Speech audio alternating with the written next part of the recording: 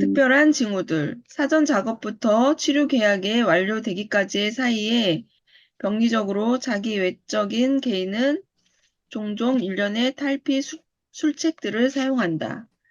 그는 분석의 평범한 지원자 이상으로 집중적이고 광범위하게 변덕을 부리며 특수한 방법으로 깊은 반항심을 드러낸다.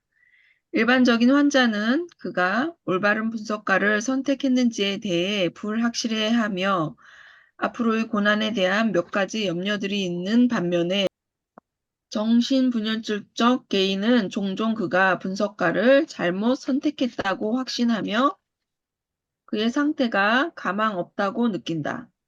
그는 생각하며 그리고 마침내 말하기를 만일 이미 미친 게 아니라면 그는 미쳐가고 있는지도 모른다고 한다. 비록 차선책은 없다 할지라도 치료를 받을 이유가 없다고 본다. 자, 여기서 잠깐 영어를 번역해 놓아서 이게 한국말로 설명 들으실 때 조금 불확실한 부분이 있을 것 같아서 제가 보완 설명을 드릴게요. 누구나가 아마 처음 상담을 시작할 때 다들 편하게 시작을 못 해요. 그러니까 처음 상담을 하시겠다고 하지만 또 상담을 시작하면서 의식적으로는 도움을 받고 싶어 하지만 무의식적으로는 저항을 하는 패턴이 항상 있는 거죠. 그러니까 상담 받고 싶지 않은 무의식적인 욕구가 굉장히 강렬하게 작용해요. 그래서 우리가 정신분석적으로 사람을 이해한다는 것은 우리가 통일된 하나의 셀프가 없다는 걸 이해를 해야 돼요. 나라고 하지만 나는 최소한 둘로 나눠져 있어요. 프로이드식으로 초기 이론대로 한다면 우리는 의식적인 나와 무의식적인 내가 있다는 얘기야. 셀프 자체가 보통은 통합되어 있지 않다는 거예요. 그래서 통합된 정도가 어느 정도인가에 따라서 또 달라지긴 하지만 아무리 건강한 사람도 우리는 의식적인 나와 무의식적인 나가 있다는 거예요. 그래서 전통적으로 생각해 온 것은 나는 나의 주인이기 때문에 내 마음은 내가 다 알고 있다라고 생각을 하는 거죠. 그래서 내가 나라는 주체가 있어서 내가 내 마음에 일어나는 것 그리고 다른 사람을 관찰하는 것 세상을 관찰하는 것은 정확하게 어, 관찰하고 이해할 수 있다고 생각을 하는데 프로이드가 이해했던 우리 인간은 내 마음 안에서 내가 주인인 줄 알았는데 내가 내 주인이 아니라는 것을 이해하게 돼요. 내 안에 이 셀프 자체 나라고 하는 주체가 의식적으로 나라고 우리가 이해하고 있는 나라고 지금까지 오랫동안 생각해 온 거죠. 우리가 인류가 진화해 오면서 의식적인 세계 속에서 우리가 얼마나 통찰을 얼마나 잘 이해를 하고 그러니까 의식적인 내가 있어서 내가 세상을 이해할 수 있고 그리고 나도 이해할 수 있다 이런 생각을 했는데 프로이드가 봤던 건 의식적인 나라고 하는 것은 극히 일부고 내 안에 내가 모르는 내가 있다는 개념이죠. 무의식적인 세계가 있다고 할 때 무의식을 락강 같으면 이 무의식 자체를 하나의 언어 체계로 이해를 해요. 랭귀지로. 그래서 그것은 내가 결정한 게 아니고 내가 태어난 이 세상 속에 태어났을 때 이미 이 랭귀지 언어가 있고 문화가 있어서 언어나 문화 관습이 있는 이 세계 속에 태어났기 때문에 내 안에서 나를 지배하고 있는 것 중에는 사실은 내가 생각한 게 아니고 내가 태어나기 이전부터 있었던 어떤 세계가 내 안에 이미 같이 들어와 있다고 보는 거죠. 이제 이런 것들을 어떻게 이해할 것인가가 학문적으로 이해하는 게 굉장히 어려워요, 사실은. 그렇지만 이 무의식 자체를 그 무의식의 세계 자체를 의식의 세계와 대비돼서 생각하는 것 자체는 이 사고방식은 굉장히 중요한 생각이죠. 거기서부터 정신분석이 발달을 한 거예요. 그래서 내가 이해하지 못하는 내가 내 안에 있다고 하는 것. 그리고 그걸 나라고 부를지 아니면 타자라고 부를지. 나라고 생각하는 게 사실은 타자라고 얘기를 낙강식으로 이게 타자인데 언어도 타자고 문화도 관습도 다 타자죠. 그리고 또 어쩌면 자아심리학적으로 이해를 할 때도 나의 표상이라고 할 때 내 표상은 셀프 레프레젠테이션이 처음부터 있었던 게 아니고 자아심리학적으로 우리가 자라면서 이고가 생겨난다고 봐요. 그런데 이고가 생겨나는 과정 속에서 이고가 원래 있었던 게 아니고 세상과 교류하면서 세상 속에서 견문한 것이 자기를 형성하는 거죠. 그래서 우리가 부모의 양육 속에 자라기 때문에 부모의 표상이 결국 대상 표상이 되는데 부모뿐만이 아니고 자기의 형제, 자매, 친척 그리고 그 어떤 자기가 어느 공동체에 산다면 그 공동체의 여러 사람들, 선생님들 혹은 교회에 가면 목사님들, 신부님들 이런 여러 표상들이 있는데 이 표상들이 대상 표상이 되는데 그중에 어쩌면 내가 되고 싶은 어떤 것들 혹은 외부에서 너는 이런 사람이 되라고 하는 것들이 나한테는 이미 주어져 있는 거죠. 그래서 이 무의식 세계 속에는 우리가 형성한다고 할 때 자아 자체가 형성되는 과정 속에서 대상들을 어쩌면 이 세상 속에 있는 대상들을 인터널라이제이션 자기의 내면화하거나 우리가 보통 동일시한다고 그러죠. 아이덴티피케이션. 동일시를 함으로써 내가 어머니와 동일시하면 그 실렉티브 아이덴티피케이션이라고 그러는데 어머니의 모든 것을 가져오는 게 아니고 어머니의 어떤 측면들이 내 안에 나와 거의 동일시되는 부분이 있다는 그게 좋은 것도 있고 나쁜 것도 있어요.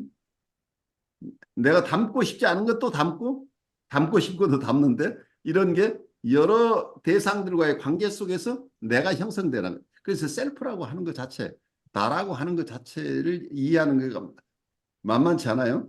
그래서 그걸 이 셀프를 무엇으로 이해하느냐, 이거를 어떻게 이해하느냐, 혹은 무의식을 어떻게 이해하는가는 끊임없는 논쟁의 대상이에요.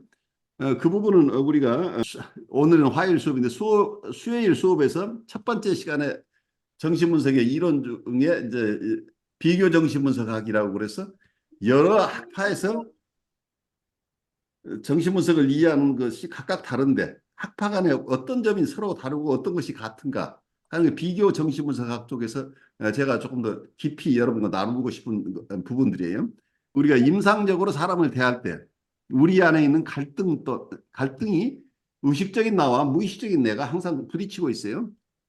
그래서 내 안에서 어떤 전쟁들이 일어나고 있다는 거예요. 그래서 저항이라고 하는 것도 이런 측면에서 봐야 되죠. 내 심리 상태가 어려워서 도움을 받아야 된다고 내가 의식적으로 생각을 해서 도움을 받으러 상담을 오는데 상담에 와서 상담을 하는 순간 아니면 그 이전부터 이미 상담하겠다는 생각과 상담을 하면서 자기가 침해받을 것 같고 상담 과정 속에서 자기가 지켜지지 못하고 상담자에 의해서 지배받을 것 같은 두려움 이런 여러 다양한 정서가 함께 이미 따라오는 거죠. 그래서 이 저항을 이해한다고 하는 게 저항을 깊이 이해하는 것은 치료에 왔지만 치료를 방해하는 어떤 그런 태도나 행동이 끊임없이 생겨나요. 그래요. 치료를 거부하고자 하는 생각 그리고 거부하는 행동 이런 것들이 일어나기 마련인데 어, 그런 생각이나 그런 판타시, 그런 꿈까지 계속 이렇게 발전되는 거죠. 그래서 내 안에서 단순하게 나의 의식 속에서 내가 생각하는 내 아닌 내가 이해하지 못하는 나의 측면들이 끊임없이 함께 있다고 하는 것을 이해해서 내 무의식을 내가 깊이 이해하고 내 무의식 속에서 일어나는 현상들을 관대하게 내가 받아들이면 내 의식과 무의식이 조화롭게 살아갈 수 있어요. 그러니까 여기에 갈등이 있는데 이 갈등을 담아낼 수 있는 힘이 생겨나면은 내 안에서 이런 전쟁이 내 안에서 이런 일들이 일어나고 있다고 하는 깊은 언더스탠딩이 생겨나면서 본인이 좀 더 성숙해지고 그것 때문에 자기의 삶 자체가 왜곡되거나 잘못 결정을 하는 일들이 점점 줄어들 수 있는 거죠. 그래서 우리의 심리 상태를 이해한다는 건 굉장히 중요한데 어, 일반적으로 정신증 환자가 아닌 일반적인 상담에 오시는 분들 그러니까 우리가 보통 신경증 환자라고 하면은 우리가 쉽게 얘기해서 어떤 얘기를 했을 때 그 얘기를 그대로 받아들여서 이해하시는 분들 그러니까 어떤 해석을 했을 때 그 해석을 그대로 수용하는 분들은 어, 저 얘기를 들으니까 내가 불편하긴 하지만 선생님이 나를 위해서 하시는 얘기니까 그 얘기를 좀 알아듣고 싶고 그래서 선생님이 하는 얘기를 그냥 거부하기보다는 그 불편한 것이 무엇이라고 얘기하면서 선생님으로 도움을 받을 수 있는 이런 해석을 수용할 수 있는 이런 신경증 레벨의 환자들도 저항은 있지만 이분들은 이 저항 자체가 약하다는 얘기예요. 그래서 여기서 표현하고 있는 게 일반적인 환자는 그가 올바른 분석가를 선택했는지에 대해 불확실해하며 앞으로의 고난에 대한 몇 가지 염려들이 있는 반면에 이렇게 설명하고 있어요. 여기 영문 표현으로 보면 whether he has selected the right analyst. 그러니까 내가 분석가를 선택했는데 이 분석가가 정말 제대로 된 분석가인지 그게 좀 불안하다는 얘기예요. 그래서 올바른 분석가를 선택했는지 그 대상에 대해서 관심이 있는 거죠. 그 대상 자체가 어떤 분은 참 잘 도와줄 텐데 이분이 나를 잘 이해해 주실 분인지 아직은 잘 모르겠다. 이제 이런 불확실함을 갖는데 정신증적 레벨에 있는 분들 여기서 꼭 정신분열증 환자뿐만이 아니라 우리가 보통 얘기하는 전 오이디프스키 혹은 프리에더폴 한 이런 환자들 그러니까 우리가 보통 심한 자기애적인 환자 혹은 다른 표현으로 하면 우리가 경계선적인 환자나 혹은 정신분열적인 이런 레벨에 있는 환자들은 어떻게 느끼냐면 여기서 그냥 대표적으로 정신분열증에 대해서 얘기를 하고 있어요. 정신분열증적